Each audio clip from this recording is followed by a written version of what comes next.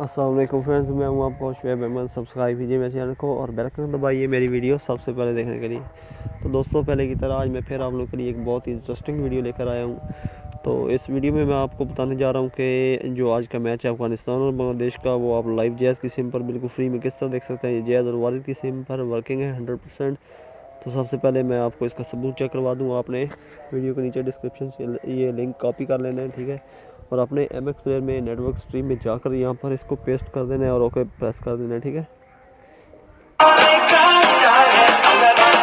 चल रहा है 10 सपोर्ट्स, ठीक है। इससे ज़्यादा मैं प्ले नहीं कर सकता क्योंकि कॉपीराइट स्ट्राइक आ सकती है।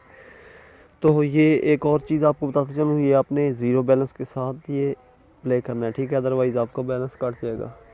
तो इस तरह के मज़ीद वीडियोस के लिए मेरे चैनल को सब्सक्राइब कर लें और बेल के आइकन दबाएं ताकि आपको नोटिफिकेशन मिल सके। इसके अलावा वीडियो के नीचे डिस्क्रिप्शन में हमारे फेसबुक पेज का लिंक भी है, आपको उधर भी चैनल की जो लिंक्स हैं वो मिल सकेंगी। दोस्तों, वीडियो देखने का शुक्रिया। अल्लाह हाफिज़। पाकिस्तान जिंदाबाद।